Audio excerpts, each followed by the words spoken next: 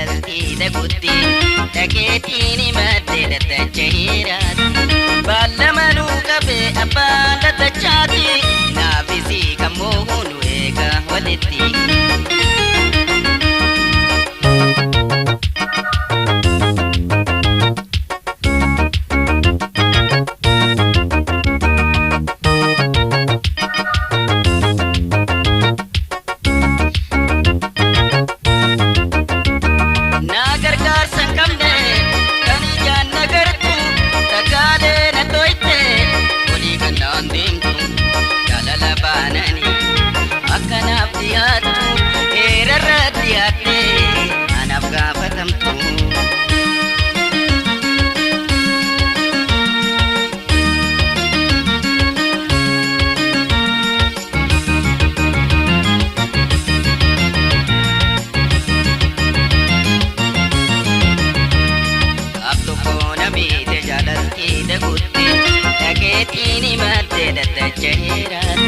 Baalamanuu qabee abbaan daddachaati naafisii kammoo hunu eega walitti.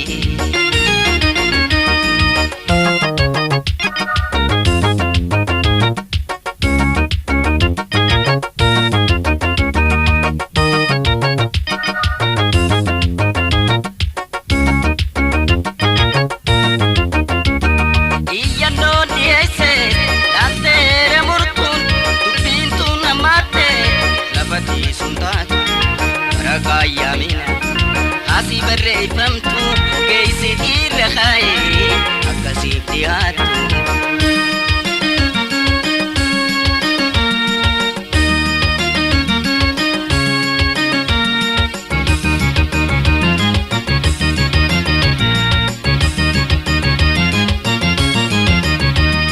Gaaf tokko namiite jalaltii dagutti dhageettiin himattee daddachaheeraati. Baalamanuu qabee abbaan daddachaati naafisii kammoo hunu eega walitti.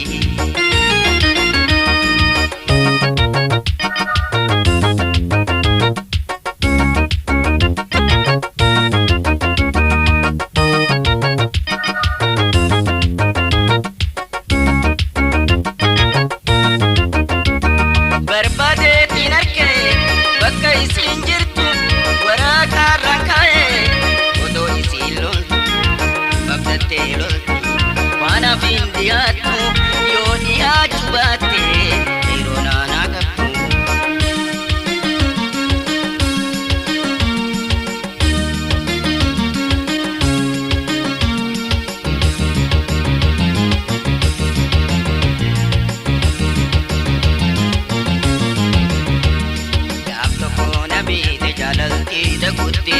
Dhageettiin himattee daddachaheeraati baalamanuu qabee abbaan daddachaati naafisii kammoo hunu eega walitti.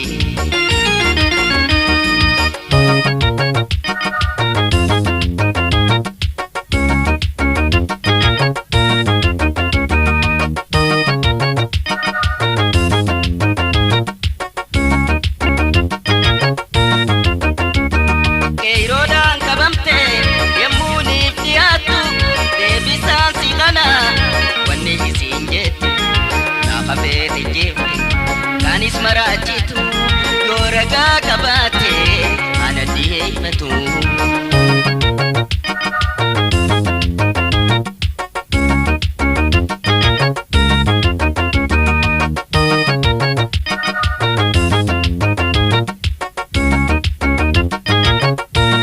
Gaaf tokko namiite jalaltii dagutti dhageettiin himattee daddachaheeraati. Baalamanuu qabee abbaan daddachaati naafisii kammoo hunu eega walitti.